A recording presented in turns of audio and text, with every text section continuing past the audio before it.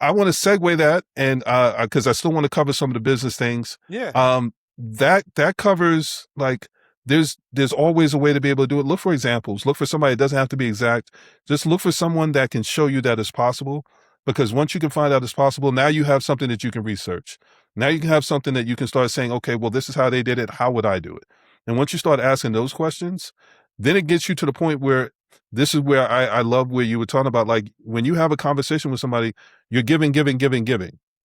There's a lot of ways to be able to earn somebody's time that's been down a road or has this information. I call it readiness, Yeah. because one of the things that I look at is I have a lot of conversations with people that are at stages and have high dreams and a lot of things that they want to be able to cover. But it comes down to, are you actually ready to do something? Like if I gave you the information, if I gave you the opportunity, are you ready to do something What with you it? do with it? Yeah. That's key. And that's the unfortunate part, because there are a lot of people that want to be in these situations and they rush it. And Yep. then they realize that like that person gave it to them, and then they burnt through that opportunity. They burnt that bridge. I don't want to cross that bridge. I'm going to stand on this side of the bridge Exactly. until I know that I'm ready to do something with it, because once I get on the bridge, I need to make sure that I can get to the other side. Yeah. And that's key. So both of us are doing it in our own way. You're helping people get their story out. You're helping people find their story, because they may think their story, it doesn't matter.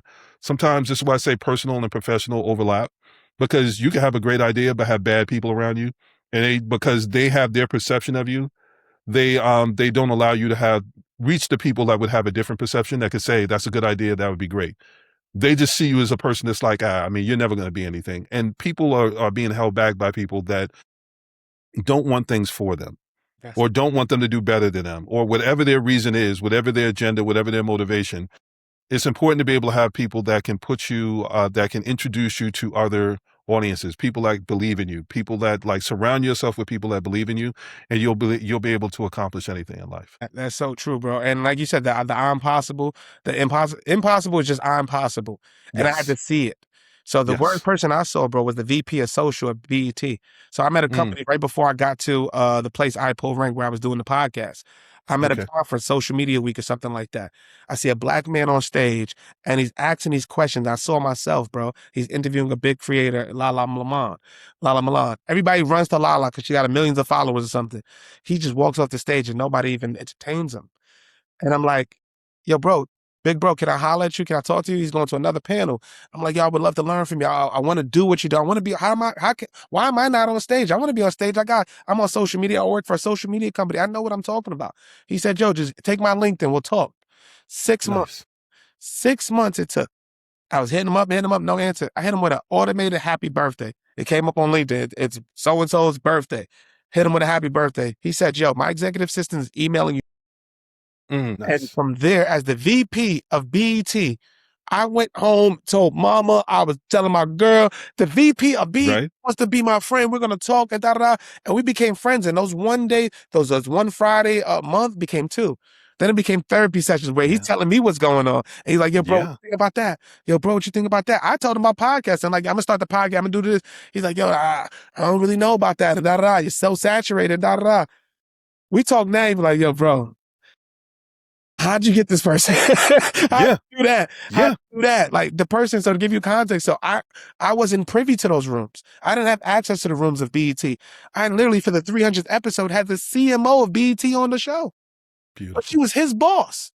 Mm, She was his boss at one point in time. And her boss, Paxton Baker, who owns the Washington Nationals, ran BET Jazz and her and all that. And we just did that in the stadium, bro.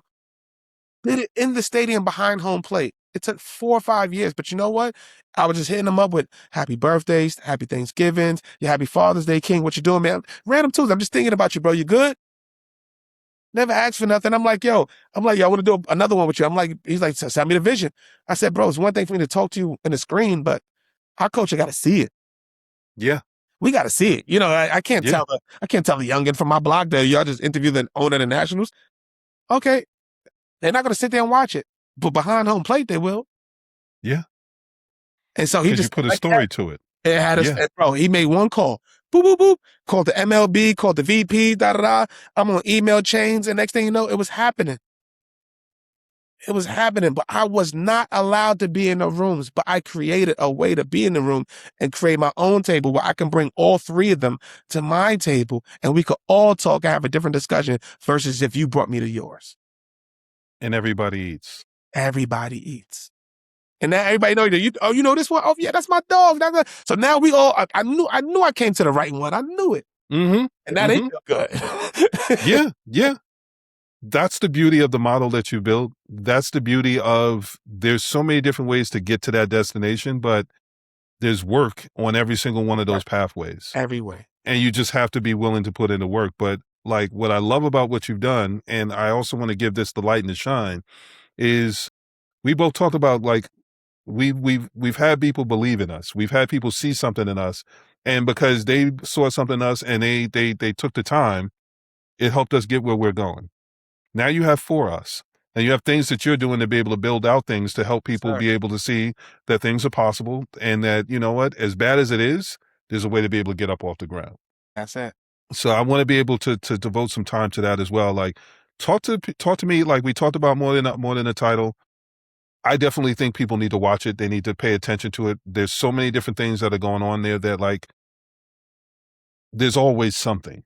You're always going to get something from it. I've never watched it and not, I mean, I'm a little different. Like I get something from everything, but there's always going to be something that you can get from it. And if one thing doesn't sit with you, I understand people got short attention spans, so they may go, well, it's all like that. No, you get a variety of people. So you get a variety of experiences. Yeah. Comb through the pages, comb through the podcast, look for the things that relate to you, and then go watch those, because that's going to open the door, the window, or whatever it needs to be for you to be able to escalate up to the next thing and elevate up to the next thing and elevate up to the next thing. And then next thing you know, all 300 plus episodes are going to be relevant to you because you started at the right part. A lot of times people start at the wrong part, and that's what throws them off with something.